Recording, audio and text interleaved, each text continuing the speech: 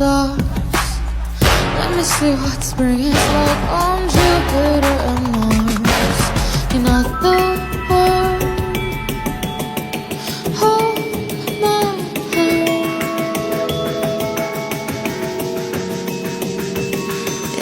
other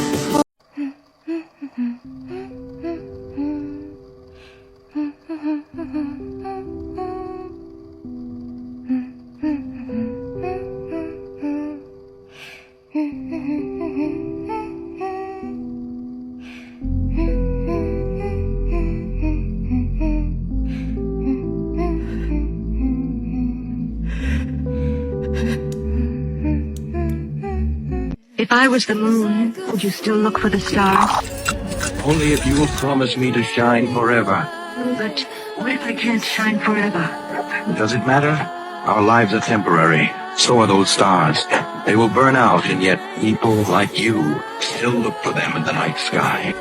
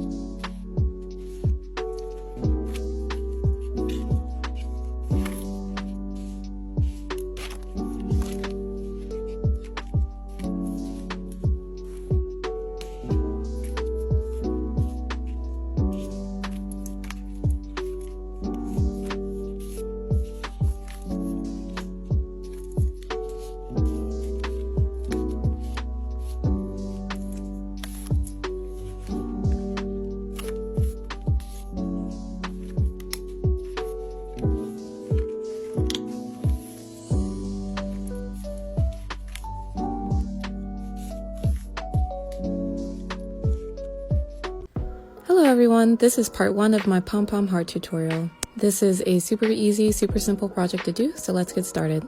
You will need scissors, glue sticks, a glue gun, scrap yarn or pre-cut scrap yarn that measures around 2 to 3 inches. For best results, the yarn should be straight. A ruler, pencil, and an 8x8 canvas. The first step is to mark the canvas and draw a line down the center. Step 2 is to draw a heart in the middle. I pre-cut my heart and placed it slightly above the center. Step 3 is to hot glue the outline of the heart. The colors can be placed in whatever order you want. Gluing the top is the most important part because that's how you get the heart shape. Once you glued around the border, if your canvas looks like this, you are on the right track. As you can see, when you move the yarn forward, bam, you have the perfect heart shape. That was actually the most important step, and now that that's done, all we need to do is fill in the center and cut the bottom. I usually fill in the center using a circular pattern. Stay tuned for part 2.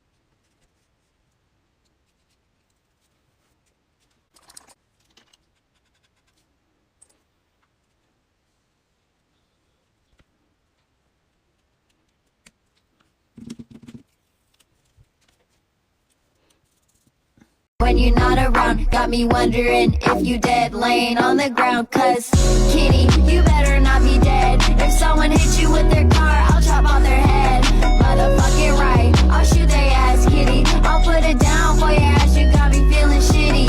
Kitty, I'll never stop.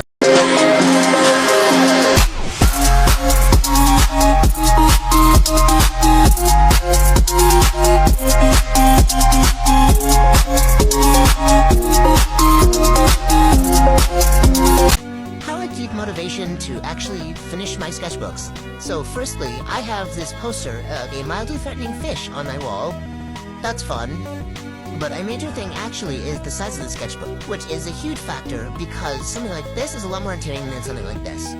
As you can see, I also prefer using brighter colors just because I find something like this a lot more boring than something like this. Another way I love keeping sketchbook motivation is challenging myself with quantifiable goals. For example, challenging myself to draw 100 houses or 500 fish. So this way my goals in practice will seem a lot more worth something because there is an endpoint in sight. This is an example of how I improve my art with this technique. Another thing is just to experiment with materials. Personally, I love doing mixed media and it keeps a lot of motivation. Lastly, just draw what you like.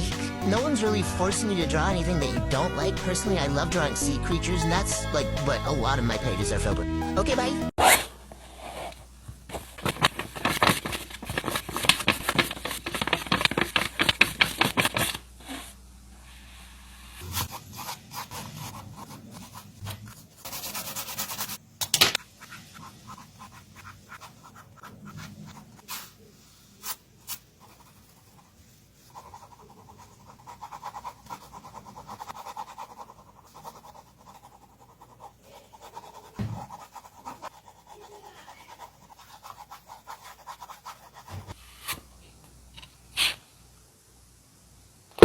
I just got back from the absolute adventure of a lifetime and I've got about 1,000 new reference photos for paintings, so today we're going to start with one of them. I was beyond lucky and fortunate to be able to go to Kenya and Rwanda with my boyfriend's family. We spent about 11 days in Kenya getting to experience the culture and see all of these absolutely gorgeous animals and landscapes. And at the end of the trip, we were able to spend a few days in Rwanda to do the same thing. I didn't have a ton of free time while we were there, but I did bring this sketchbook, and so the painting that you can see below is one that I did on the trip. And at some point, I'll do a little sketchbook flip through to show you the other ones that I painted while there, but now that I'm back, I just want to get started on the reference photos that are inspiring me so much. So this painting that I'm starting to work on here is from a sunrise hot air balloon ride on the Masai Mara, which is a very famous national park that runs into the Serengeti in Tanzania. I know, it sounds absolutely ridiculous, and it was so beautiful. So as you saw already, we started with adding that sunrise background with the really soft red, yellow, and blue colors. And now once that's dry, I'm using a light purple to add some clouds on top.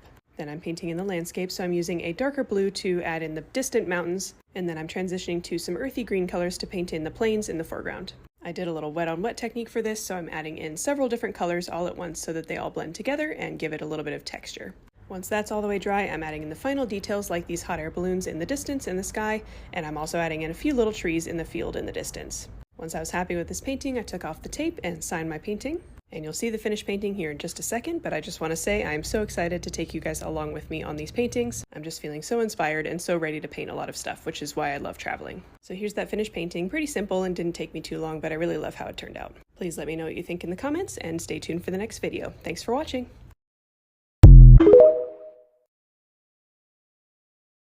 Today I'm working on a little watercolor landscape painting in my sketchbook, which you're welcome to follow along with me on. I started by painting in the sky and using a dry brush to lift some clouds. Here's the reference photo if you'd like to try it for yourself. Then I'm working on painting in the water, starting with a lighter blue and then moving towards a more vibrant blue at the bottom, and then using a dry brush while that paint is still wet to lift up some highlights. Next I'm using dark green to add some reflections underneath each of the land sections. I'm doing this while the paint is still a little damp in that water section so that it blends out a little bit.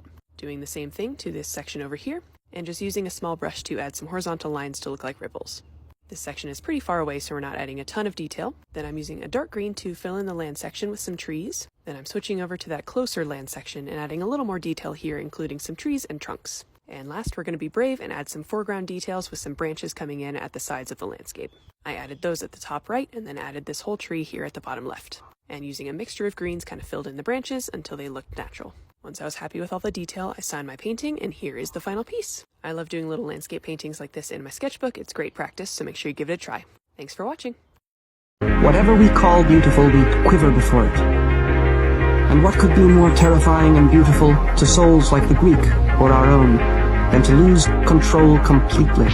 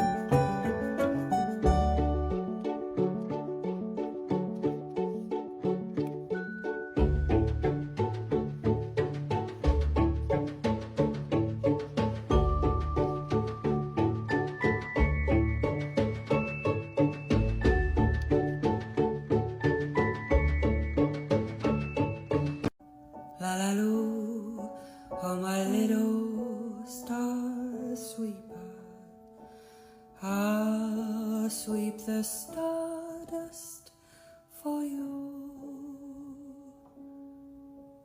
La la loo, little soft fluffy sleeper, here goes a pink cloud for you. La la loo, little wandering angel, fold up your wings and close your eyes.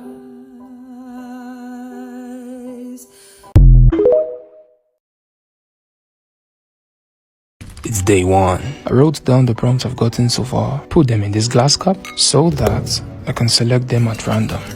Time to choose. And guess what the first prompt was? Skin. Wow. When I saw this, a flood of ideas came into my mind. But I didn't want to go with the obvious or stay inside the box. I like to push creative boundaries. And instead of simply drawing realistic skin with ballpoint pen, I wanted to explore something more symbolic. Something that connects to the idea of skin on a deeper level. That's the heart of this challenge. To think beyond the surface, because the skin isn't just what we see. It holds our stories, our emotions, and every part of who we are. And every part of you deserves to be treated with care. Nivea Cream, made for your skin. What happened at the girls' camp, Peppermint Patty? I finally saw the little red-haired girl that Chuck is always talking about. And you know what I did? I cried, Linus. I cried and cried and cried. Better give me my blanket back. I don't think I'm ready for this. I stood in front of that little red-haired girl and saw how pretty she was. Suddenly, I realized why Chuck has always loved her. And I realized that no one would ever love me that way. I started to cry, and I couldn't stop. I made a fool of myself, but I didn't care. I have a big nose, and my split ends have split ends. And I'll always be funny looking. And I think I'm gonna cry again. She's so pretty. She just sort of sparkles. I'll never sparkle. I'm a mud fence. I'm a plain Jane.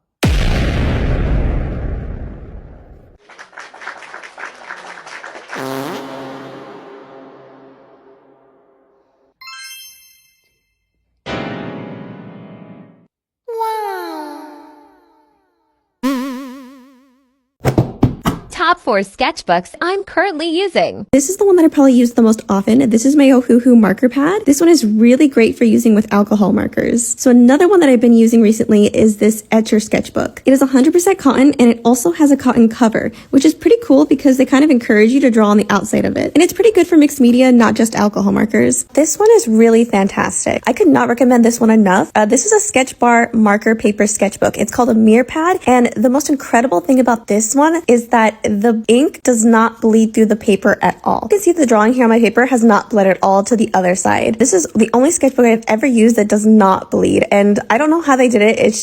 It blows my mind. This final sketchbook is my Ohuhu sketchbook. This is just a standard sketchbook, and honestly, I think it works just fine with my markers.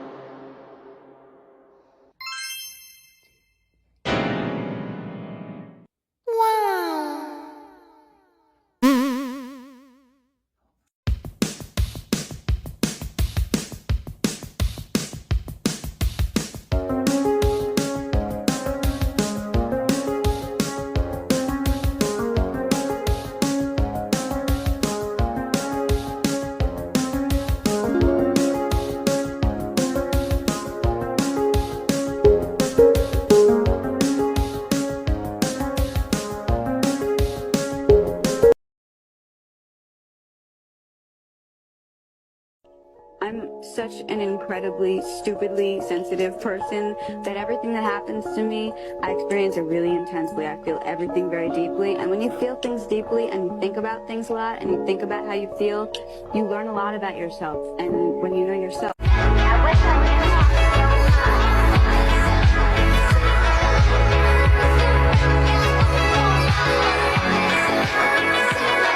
This is maybe one of the oldest Steven Universe sketchbooks. Sketchbooks really psych me out, so I ended up taping together like a bunch of just trash so that I wouldn't feel nervous about drawing it. Really, really early Garnet and Amethyst. Super early Steven, super early Pearl. It was based off drawings. I always did drawings of my brother, my younger brother, Steven. I wasn't sure necessarily what the age of the character would be. I was trying to draw like Waker Link, to be like, he has to get cuter. This is like, I took all the wrong lessons from Waker Lake. Super early Garnets. Super early concept. Early on, we already knew we were gonna do fusion. Oh, early Connie. Early Lars and Sadie. These characters didn't end up in the show. There are a few early human characters that didn't make it into the show. One of them is in here a lot, which is a Pizza Man character.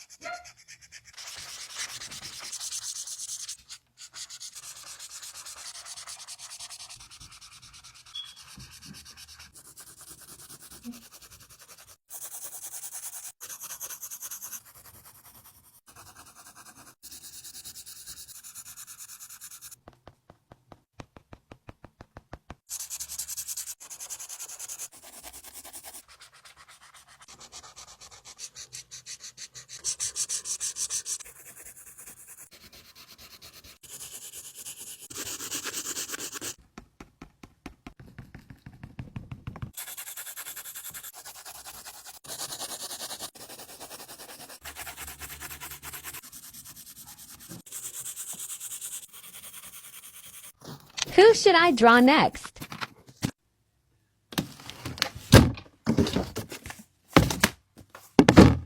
Did you know Strathmore's thistle symbol is incorporated into every 400 series pad cover in some way, shape, or form? It may resemble our circular thistle logo, or it may be an interpretation of a literal thistle plant. Sometimes it's hidden, and sometimes it's obvious. Either way, you can be sure to find it on all of our green and brown pad covers. The thistle has been a symbol of excellence in art papers from Strathmore's early beginnings. In fact, the Strathmore name and thistle originated in the late 1800s when our founder, Horace Moses, visited the Valley of Strathmore in Scotland and was inspired by the beauty of the thistle in full bloom. The sight impressed him so much that he started using the name Strathmore and the thistle as a symbol of high-quality art papers. Grab your 400 series pad cover and take a look.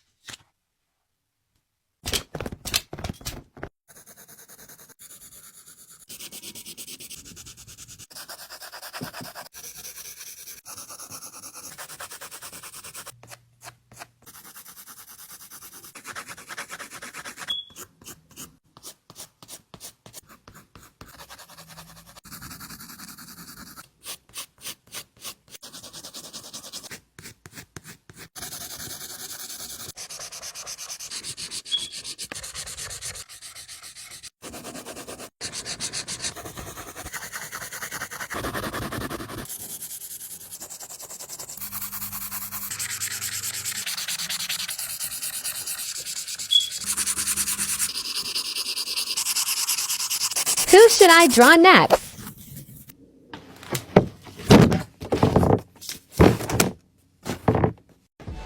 Buzzing behind your eyes?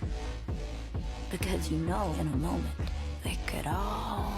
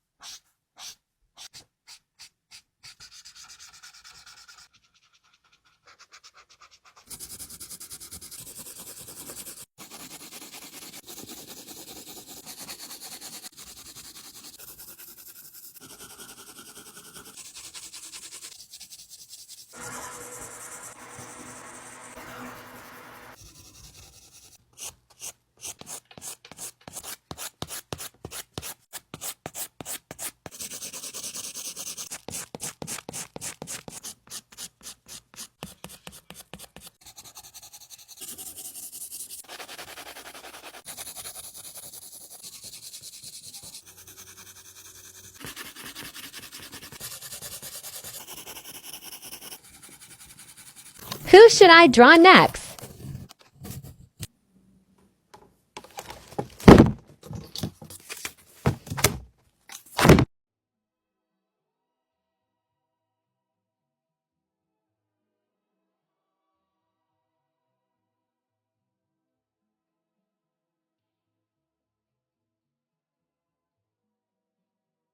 Hey, want to listen to some tunes?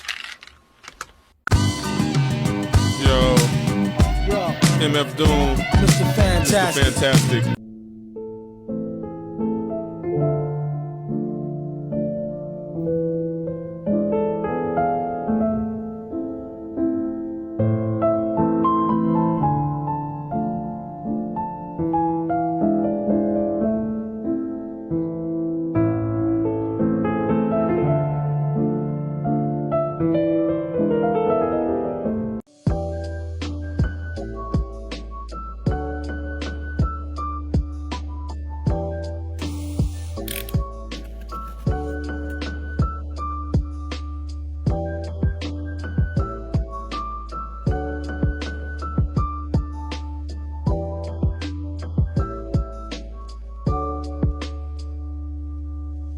So I'm $200,000 in debt from going to art school, and I wanted to show you what I made today. I drew Sonic from memory in my sketchbook. These ones are my personal favorite. I also drew some Chow from memory and Sonic Chow. Honorable mention for Knuckles and also Tails. This one has no ears. This one has people skin, of course. This one's just about McFucking had it. Drawing the hands from memory was a struggle.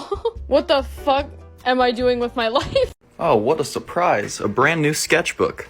Ugh, see, the only thing worse than a blank page is a blank first page. It's a good thing you got your old buddy 1080 Hat to show you how to start on the right foot. Oh, I know what you're thinking. No, we're not going to be drawing a foot. We're actually not going to be drawing anything. Because in my opinion, the best way to start out a sketchbook is with text. I think any picture whatsoever is going to have too much of a vibe to it to be the first page. Now see, look, I'm only 100 numbers in and I already know how I'm going to elevate this. Get it? Because 101 is like teaching. Now obviously I just chose to count up with numbers, but you can do a passage from a book, a prayer, gibberish, doesn't matter. And I did have to fix some mistakes with a white marker, and that's fine, you just won't be able to do that in the real world. Well, at the end I got a little antsy and screwed up the spacing, so I have a perfect fix. Yep, if you don't like part of your piece, just cover it. Then all I had to do was add this sneaky title on the duct tape, and I'm done.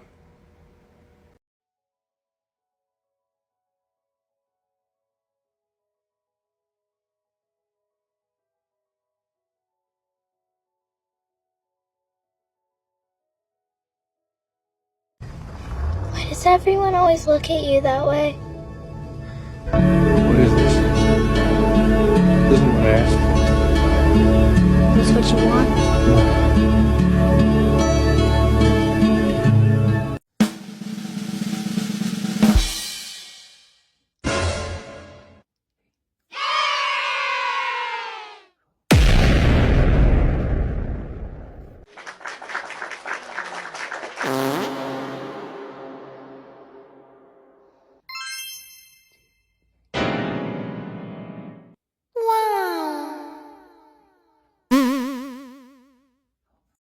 Sete bagulho tem que ser assim.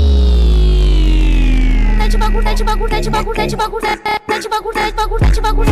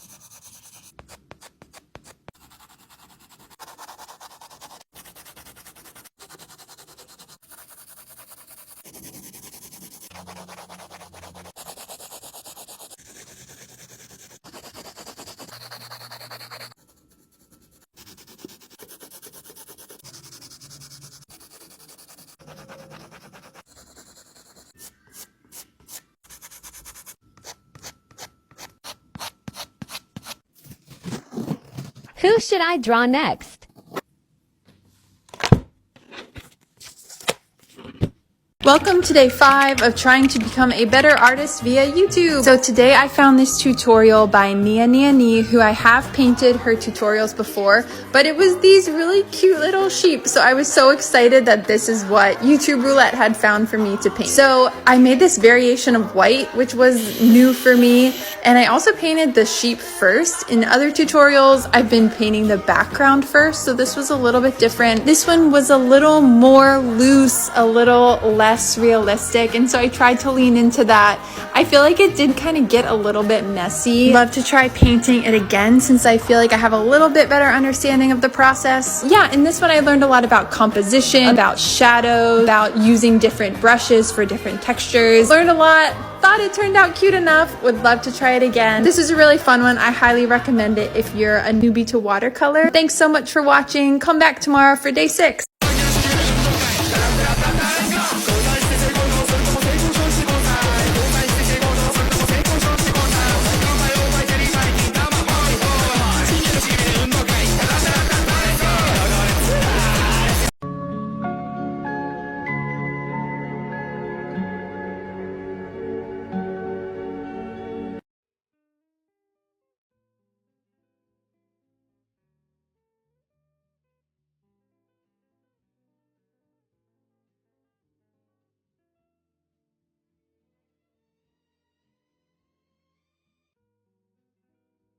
Me when interactive bits in my sketchbook.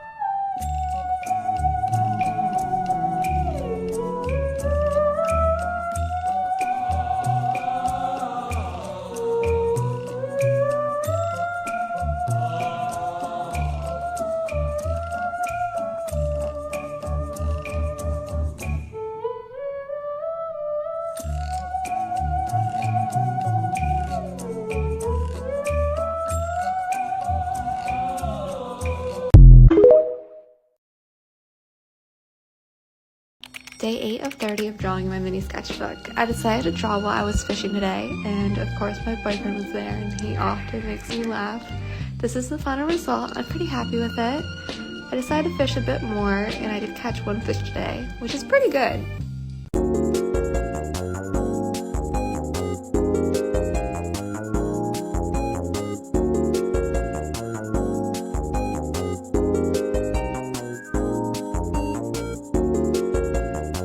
So I just finished this whole entire sketchbook, and I'm like, no.